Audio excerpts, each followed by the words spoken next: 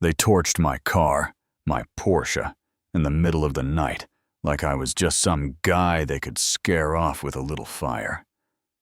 But what they didn't know, what they never even thought to consider, was that I used to track cartel runners for the U.S. Marshals. I didn't just survive bad people. I used to hunt them. I moved to Pine Hollow thinking I was done with all that. I wanted silence, the kind that doesn't feel like you're waiting for something to explode. Found a quiet cul-de-sac, got a house with a red tile roof and desert gravel out front. Even unpacked my old Porsche, matte black 911 turbo, low and sleek. Parked it right where I could see it every morning. To me, that car was more than steel and speed. It was survival. A trophy I never showed off, just kept close. First few days were good. Neighbors waved. One older couple brought banana bread. A kid on a bike gave me a thumbs up for the car. You know, normal.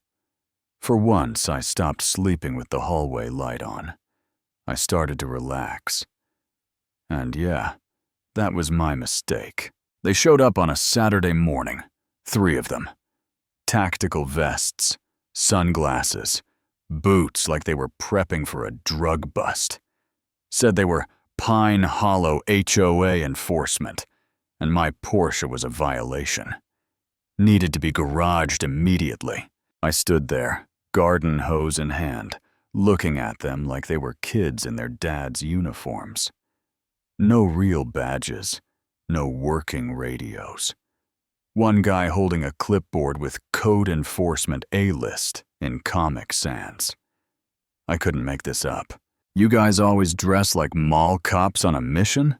I asked, deadpan. The lead guy, Vince, steps forward, says, "We run this place. If you don't like it, move." Could have flashed my creds right then. Still got a badge buried in a drawer. But I didn't. I just gave him a lazy smile and said, "I'll think about it." Let him feel like he'd won something. Then came the retaliation. Violation notices with made-up codes taped to my door. Trash dumped across my yard like a raccoon through a party. Another notice that claimed my shrubs were visually aggressive. I don't even know what that means, but I kept calm. Started logging everything. Photos, timestamps, even the typos in their fake letters. Installed cameras, too. Not the obvious ones.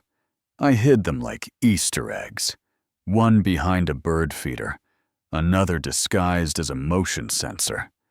And when they cut the wires on the main unit, that just confirmed what I suspected. This wasn't petty. It was strategic. Then they hit me where it hurt. I woke up at 3:17 a.m. to a weird orange glow through the blinds. Thought maybe it was a neighbor's floodlight until I smelled it. Burnt rubber. Fuel. The Porsche was fully engulfed. Flames clawing at the windshield. The carbon fiber spoiler twisting in the heat. Tires popped, hood buckled, smoke rolling across the cul-de-sac like a ghost parade.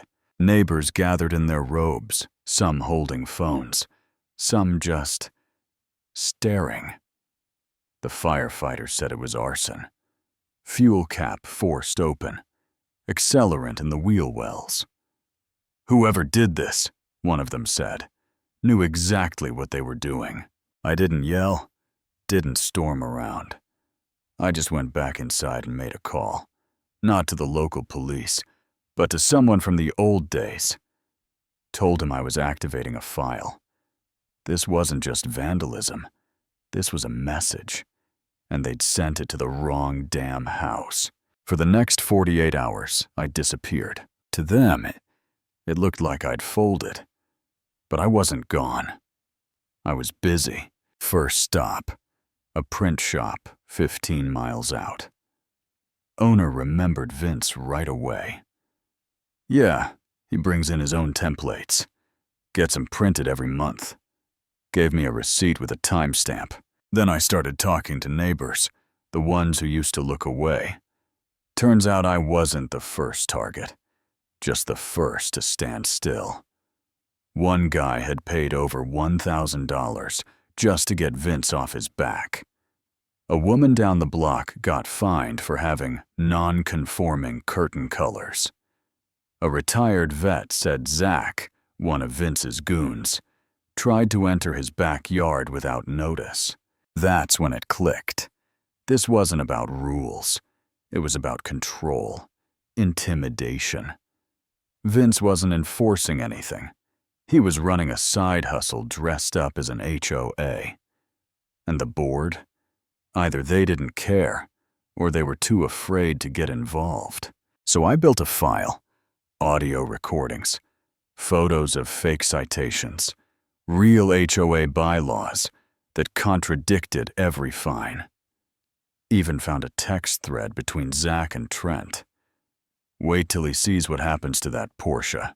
4 days later, I walked into the monthly HOA meeting. No invite, no warning, and dropped the manila envelope right in the middle of the board's folding table. "You didn't just torch my car," I said, voice low. "Tamur, you torched the wrong life." Nobody moved. Vince sat frozen in the back, with a coffee cup he crushed in his hand without realizing. Some folks turned white. One board member covered her mouth like she'd just seen a ghost. I didn't argue. Didn't demand. Just said, "I've already submitted everything to law enforcement. What you do next, that's on you." The fallout came quick. Vince got arrested 2 mornings later. Quiet takedown. Slippers on. Paper still on the porch. Charges? Fraud. Impersonation. Forgery. Arson. The works. Zach and Trent were picked up by federal agents not long after. One of them had filed a fake insurance claim right after the fire, made it a federal case. But here's the twist. Trent flipped, gave them everything. Timelines, names, even said Vince used to be on the board years ago and kept the uniform just to feel powerful. Turns out, this whole thing had been going on for months, maybe longer. Then the neighborhood shifted. People who never spoke started sharing stories. Civil suits rolled in. The HOA board? Suspended. Emails exposed. Complaints ignored. One guy had even been reimbursing Vince straight from community funds. I didn't show up to the hearings. Didn't want to meddle. I repaved the driveway. Donated the insurance payout to the local firefighter equipment fund. Anonymous. They never knew it came from me. Didn't matter. A week later, I was out front replanting a cactus when a kid on a bike skidded to a stop. Helmet crooked, sneakers worn through. "Sir, my dad says you used to be a cop," he said, real serious. I stood up, stretched my back a bit, and said something like that. "You gonna stop bad guys again?" I looked across the street. Folks waving, dogs on leashes, lawn chairs back on porches, and said, "Only if they're dumb enough to try." And that was it. No applause. No news crews. Just peace. Not the kind that hides things, but the kind that tells you someone finally stood up and said enough's enough. So now I'm asking you, what would you have done? Ever dealt with a crooked HOA? Someone abusing power in your neighborhood? Drop your story in the comments. Tell me where you draw the line. And hey, if you think justice still matters in this world, hit that like button, share the video, and subscribe. You never know whose story might be next.